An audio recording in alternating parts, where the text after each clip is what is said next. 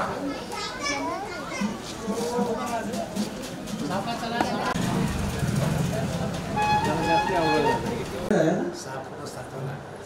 महिने पूर्ण झालेले आहेत आणि खूप सुंदर बाळ आहे. आज ते देवाला समर्पित होत आहे. त्याचे आई वडील त्याला आज मंदिरामध्ये घेऊन आलेले आहेत आणि देवाच्या स्वाधीन करत आहेत. आपण सर्वजण नेत्र झाकूया आणि प्रार्थनापूर्वक या विधीसाठी आपण प्रार्थना करूया. सर्वजण डोळे झाकतील, आपलं अंतःकरण देवाला देतील आणि आपण प्रार्थना करूया. पवित्र पवित्र पवित्र परमेश्वर बापा, तुला मान महिमा गौरव गणित असो प्रभूजी. तुला धन्यवाद देतो प्रभूजी, हा सुंदरसा दिवस तू आमच्या जीवनात जोडला आहेस. या 15 ऑगस्ट या स्वातंत्र्य दिनाच्या निमित्ताने प्रभूजी आम्ही या ठिकाणी एकत्र जमलो असताना गणेशो आमच्या पाळ्या साहेबांचा वाढदिवस आम्ही या ठिकाणी साजरा करत आहोत. आजपर्यंत त्याचा सांभाळ तू केलास आणि होय प्रभूजी इथून पुढे त्याचा सांभाळ तू कर.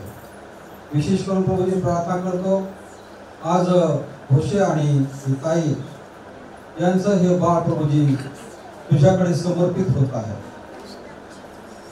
या बाळाच्या आईवडिलांनी आजोबा आजीनी प्रभूजी तुझ्याकडे मोठ्या आशेने अपेक्षेने प्रभूजी हे बाळ तुझ्या स्वाधीन केलेलं आहे. तुझा राखून ठेवला आशीर्वाद प्रभूजी या बाळाला तू दे प्रभूजी. त्याची तुझ्या वयात आणि वचनात प्रभूजी वाढ कर आणि भय प्रभूजी सुंदरसं जीवन प्रभूजी याला तू दे. पुन्हा एक बार प्रभूजी आम्ही जमले सर्व लहान तुला आधी स्वाधीन होतो. हा कार्यक्रम प्रभूजी तुझ्या हाती आम्ही देतो. नदीशो तुझा राखून ठेवला आशीर्वाद तू आम्हाला दे आणि भय प्रभूजी आमच्याद्वारे तुझ्या नावाचा गौरव तू करून दे. आमची प्रार्थना ऐकल्याबद्दल धन्यवाद देतो. लहान नम्र प्रार्थना येशू ख्रिस्ताच्या द्वारे मागून काय आमेन. ही घडी आहे की आजोबाचा वाढदिवस आणि नातीचं समर्पण. खुश आहेत का सर्वजण? हॅलो, टाळ्या वाजवून प्रभूला धन्यवाद.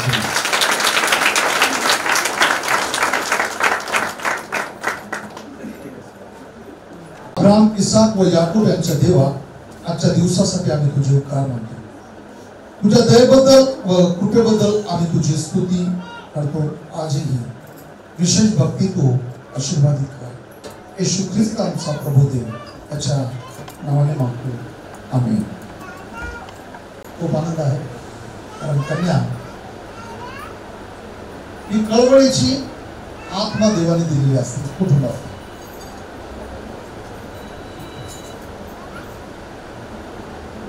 तुला खूप लवकर कळवळ आहे आणि आज कळवळीची कन्या परमेश्वराने गणपती फॅमिलीमध्ये दिलेली आहे.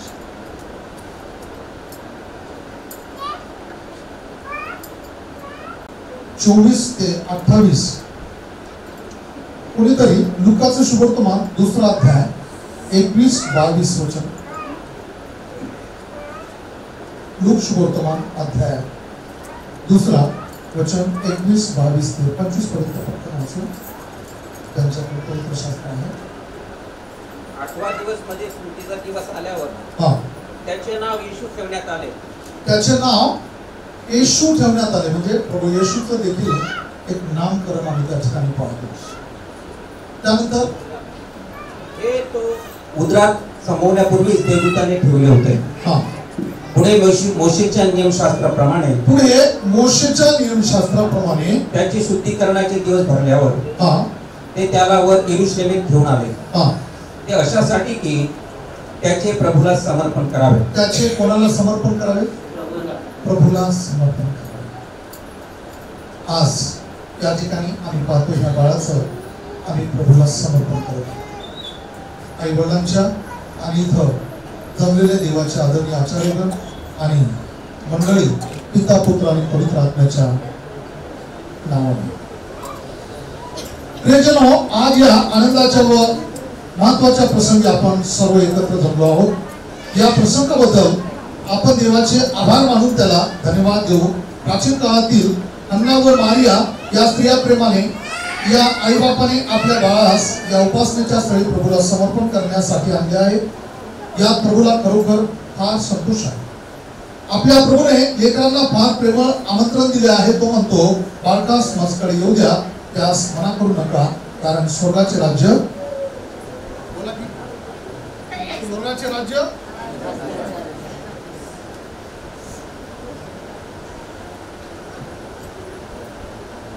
या बाळकांची जबाबदारी तुम्ही आपल्या खांद्यावर घेऊन तिला प्रभू समोर आणणे हे अगदी योग्यच आहे.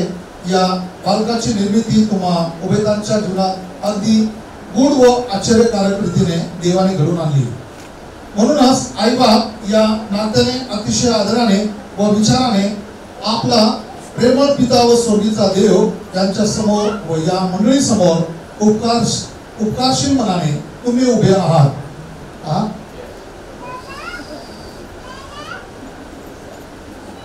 या विधीचा उद्देश असा आहे की आई बाप या नात्याने तुम्ही या बालकांचे संगोपन करून त्याला योग्य शिक्षणात वाढवावे. या बालकाने प्रभूच्या भयात व आज्ञेत राहण्यासाठी तुम्ही अखंड प्रेम करावे. तेव्हा ती बरे वाईट समजण्याच्या स्थितीत असतील तेव्हा तिला वाईट सोडून चांगल्या निवड करावी आणि येशू ख्रिस्ताला स्वतःच्या वैयक्तिक कारणाला व प्रभू म्हणून स्वीकार करावा असे प्रयत्न व प्रार्थना करावी. बरोबर. या बालकाच्या जीवनाविषयी देवाचा एक निश्चय असा उद्देश आहे. तो उद्देश शोधून काढून व त्याप्रमाणे आचरण करण्यात या बालकाचे यश आहे. ही गोष्ट तुम्ही ध्यानात ठेवावी. देवाची इच्छा समजून घेणे बालकास जीवनातील सर्वांना मोठ्या महत्वाकांक्षा असावी व या बाबतीत बालकांचे योग्य मार्गदर्शन करणे हा तुमचा फार मोठा सन्मान व आज्ञाकाल राहील. यासाठीच आईबाप या नात्याने प्रथम तुम्ही स्वतःचे समर्पण देवाला करावे.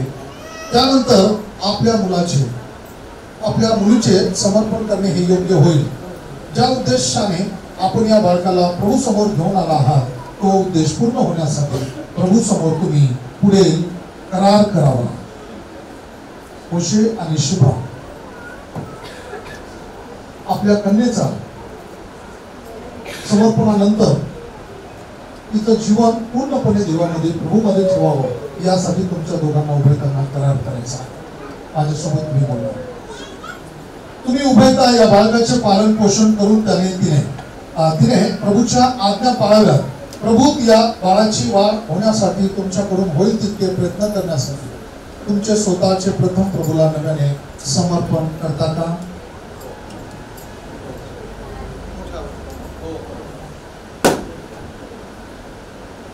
तुम्ही उभयता देवाच्या समक्षतेत अगदी गंभीरपणे व विचारपूर्वक या मुलीचे प्रभूला समर्पण करता का?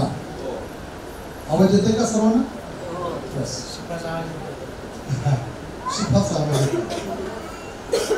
तुम्ही उभयता या बालकाला समजून आल्यानंतर येशू ख्रिस्ताच्या शिक्षणाची आवड ज्ञान तिच्या ठायी उत्पन्न करण्याचे वचन देता का? या बाळाला घरातील जीवनाला पोषक व योग्य वळण देण्याचे त्याचप्रमाणे कौटुंबिक भक्ती बोलणे व कृती करण्याचे हे बालक योग्य वयात जेव्हा पदार्पण करेल तेव्हा तिने प्रभू येशूचा उघडपणे स्वीकार करावा यासाठी प्रार्थनापूर्वक प्रयत्न करण्याचे व तिने मंडळीत सामील होऊन तिच्या सहभागितेत व सेवेत सक्रिय भाग घ्याव्यासाठी शिस्तीने प्रयत्न कराल का?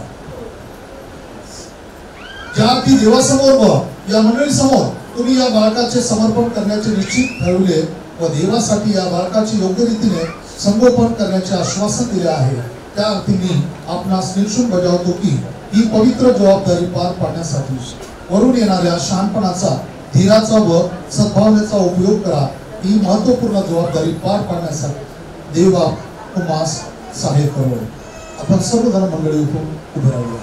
आपण सर्वजण मंडळी आपल्या जागेवर उभे राहूया.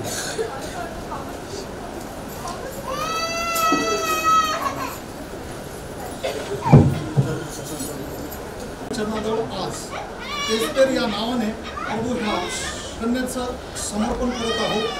पिता पुत्र पवित्र आत्म्याच्या नावात देवा आज एस्तेर ह्या बाळाचं समर्पण झालेलं आहे. आशीर्वादित ठेव, बहुगुणित कर. तुझं प्रसन्नमुख, तुझी कृपादृष्टी आणि तुझं रक्षण तिच्यावरती भरलं असं. येशूच्या नावात सर्वजण म्हणते आमेन. थोडंसं मागायचं परत त्या मागं